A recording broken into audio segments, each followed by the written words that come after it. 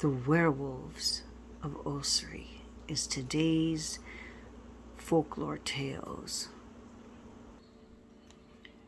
Today's folklore tale, it being close to Simonius, I decided would look into werewolves and Irish lore. So today's tale is the Werewolves of Ossory. The motif of the werewolf is strong in Irish folklore. There's a number of old tales about strange tribes of wolfmen living in remote areas of the country, whose assistance was often sought by the ancient kings of Ireland when they made their war upon each other. There's also tales of strange beings, half man, half wolves, roaming the remote forests and mountain areas of the island. Indeed, one of the oldest written was that we have about werewolves comes from Ireland.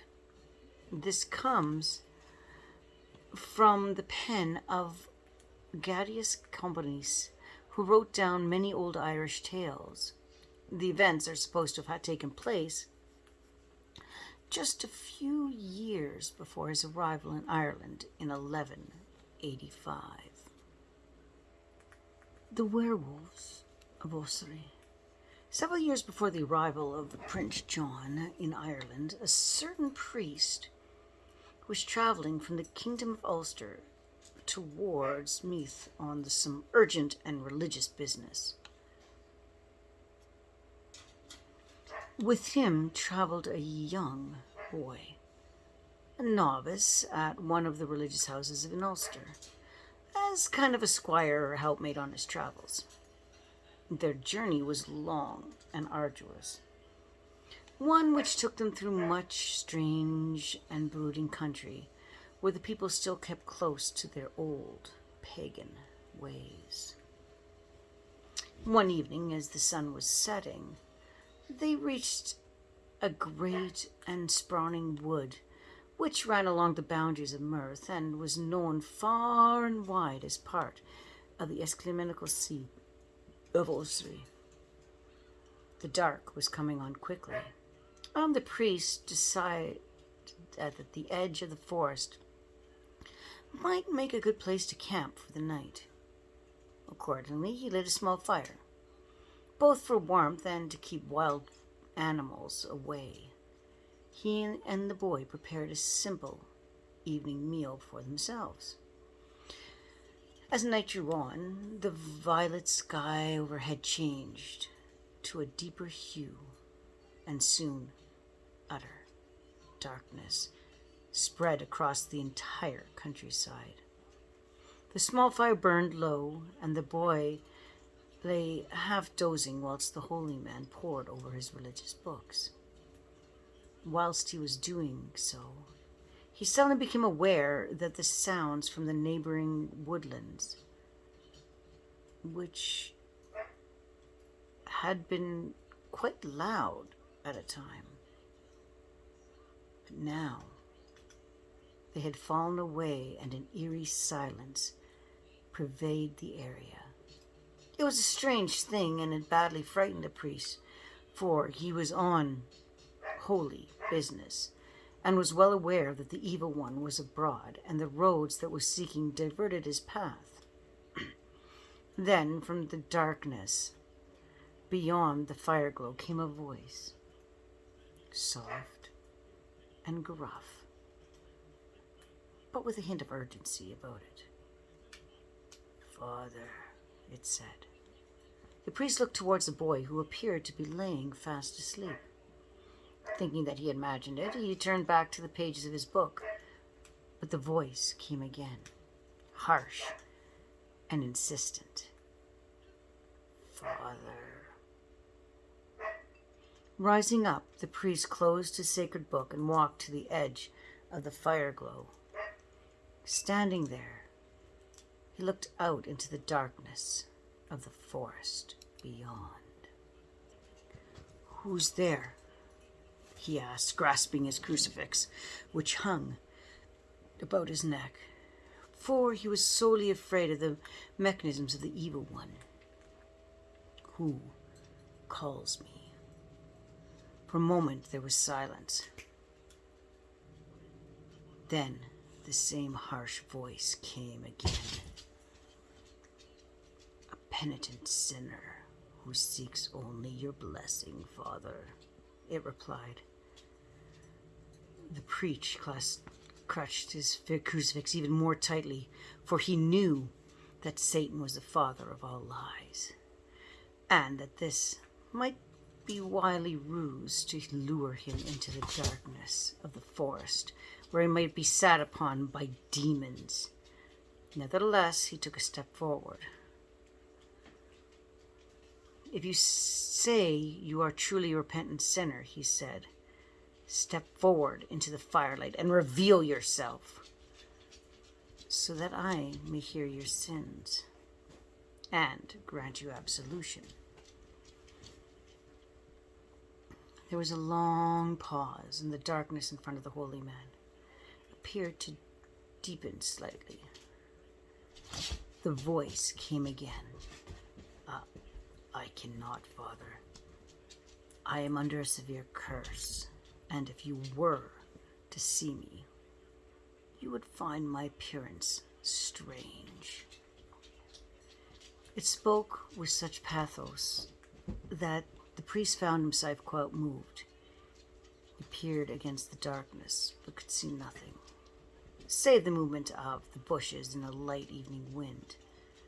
When he spoke again, his tone was less stern and commanding. "In my travels all across this country," the priest said, "I have seen many awful deformities. I have seen lepers, and those who were born with terrible, twisted bodies and faces. I have looked onto the countenance which were too terrible to gaze upon, and I have given succor to those who are most sorely afflicted. I have seen men living under the most terrible curses. So I doubt if anything you can show me will alarm or disgust me. I therefore ask you to come forward and let me gaze upon you, so that I can see whom that is I need to grant the Lord's absolution." He waited, but there was no response from the knight for a long, long while. Then the voice came again, still harsh, yet breaking with emotion. "If you were to see me, you would be greatly afraid. And in truth, it is not absolution for myself which brings me so close to your fire, but rather it is to seek absolution for she who cannot come." The priest was puzzled, but he answered earnestly, and in the same kindly tone. "Tell me you are diseased in some way," he asked. "After a fashion," answered the voice. "But my Father, my form is so terrifying that you would be struck with fear if you were to behold it." The priest answered, using the same kindly tone. "I have God's word and his goodness and power to protect me. Why should I be frightened of one of his creatures? Please, I beg you as a priest, come into the light so that I may see you and give you the blessing which you ask." By this time the boy had wakened and was now sitting on the edge of the fire looking out into the darkness, with eyes that were wide and full of terror. He was only a novice, and it was unsettled by the strange, bodiless, growling voice. The priest motioned to him to sit still and be quiet. "Come forward. You cannot frighten me."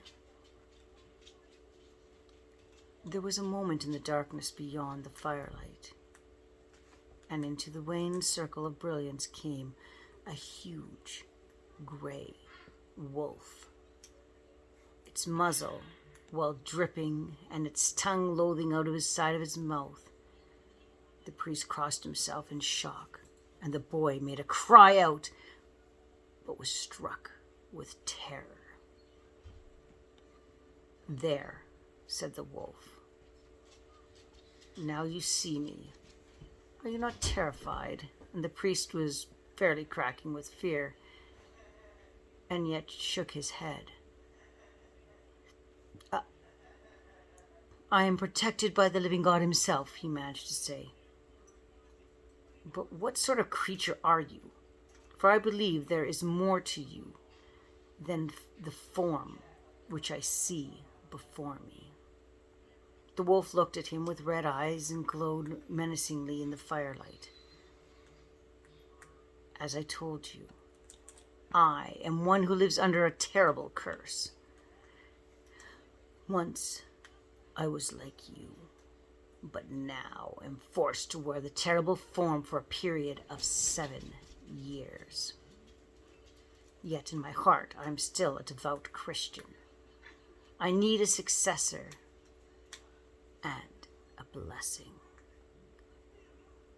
And there are yet more of us out in yonder forest who are afflicted with the same curse." The priest composed himself slightly. "And yet you worship God and openly, freely acknowledge the sacrifice of his son, and you can acknowledge that with all your heart." The wolf stretched itself close to the fire, and the boy ran back into the shadows and sat there, crouching in terror. "Aye, and gladly," said the creature. "Although we wear the ghastly form, we are as human and in need of salvation as any other people." The priest nodded thoughtfully. His initial terror began to fade. "But how come you by this fearsome form?" he asked in wonder. "And why must you wear it for 7 years? The wolf watched him warily. "I am a member of Clan Elta, a tribe of this reason," it answered. "And like you, Father, we are believers in Jesus Christ and in the power of salvation. However, in times long past, we were cursed for some ancient sin by the blessed Abbot Natus." The priest took a sharp breath. He had heard of Natus, who had come to Ireland shortly after the blessed Patrick to bring the world of God into the dark pagan land. Grr, Patrick. He had even read some of the holy man's works. From what he had read, he had always imagined the holy man was exceedingly severe and inflexible in his teachings, and one who broke no devotion of his own interpretations of God's law. Hence, the killing of all the druids in Ireland at the time, and the murder of them thanks to Patrick. "The sin which my clan committed has long been forgotten," went on the wolf. "But the curse is still in force. Every 7 years, 2 of us must lose our mortal form and wear the skin of the wild wolf, and must live deep in the woods away from the rest of our clan. When the 7 years are up, we shed our animal form and regain our human shape, and 2 others must take our place. It is a terrible burden, Father, and one which will never be lifted, for Naltus is long dead. My wife and I were chosen to take on wolf shape over 6 years ago. We were old, and it was assumed that the clan could do without us. and so we were driven out from among their people under the curse. Our time in wolf shape had almost passed when some hunters passed through these woodlands, aimed an arrow which struck my wife. They grievously wounded her father.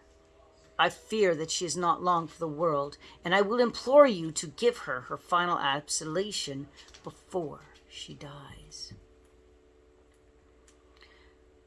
The beast looked at the priest with large and imploring eyes. She lies in a place not far from here. I beg you, come and minister to her.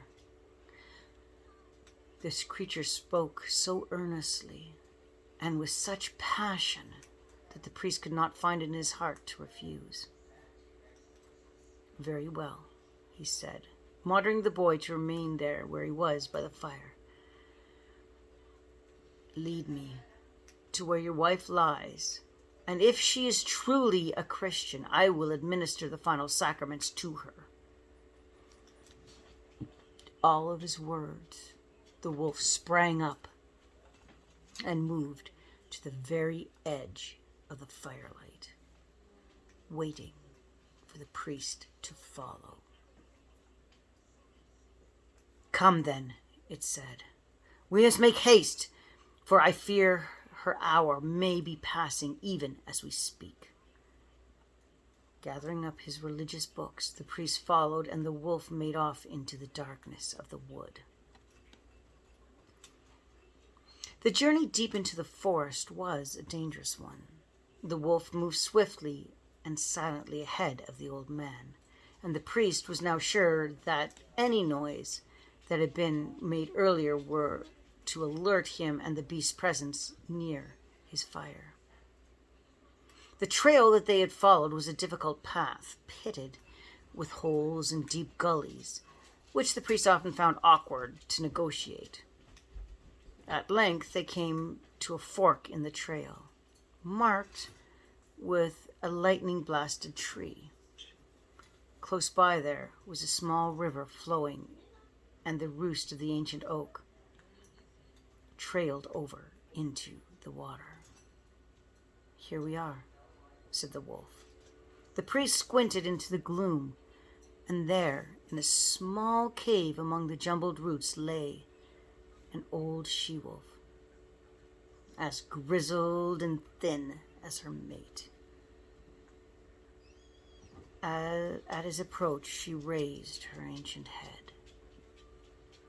See, my dear, said the first wolf in a low, soothing voice. I have done as I promised.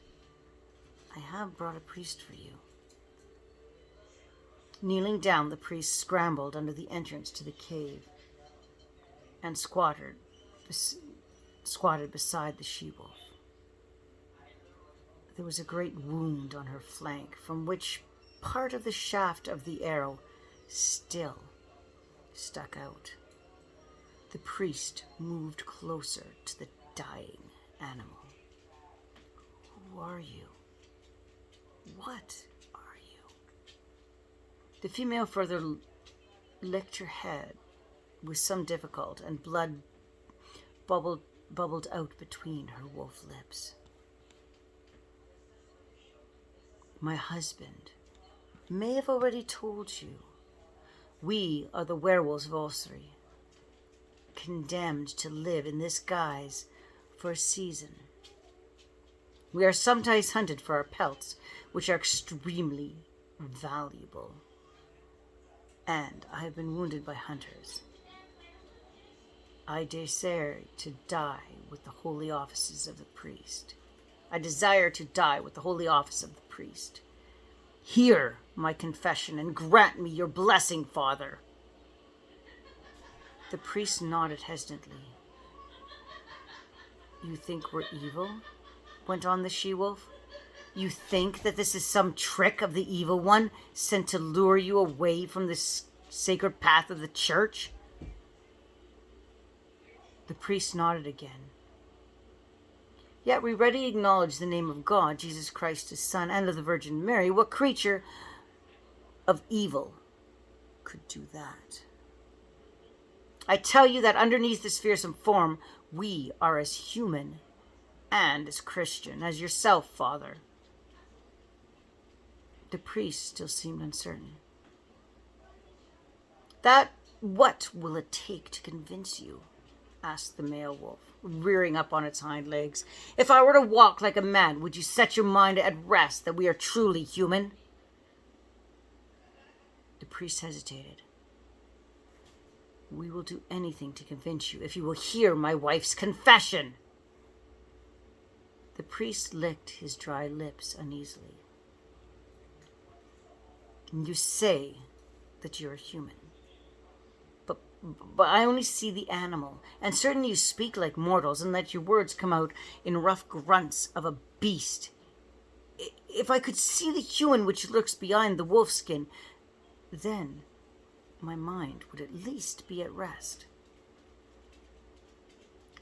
The female wolf straightened herself peacefully and painfully. The priest drew back in alarm and then saw that she did not mean to threaten him. Very well, she said. In the name of the Christian God, behold my true face. And she brought her right forepaw to her jaws and began to gnaw and bite at the skin. Blood squirted out, and part of the leg fell away to reveal the fingers of a human hand below. Raising the hand to its belly, the female wolf proceeded to rip and tear at the flesh there, pulling it back and opening it as though it was a hairy garment.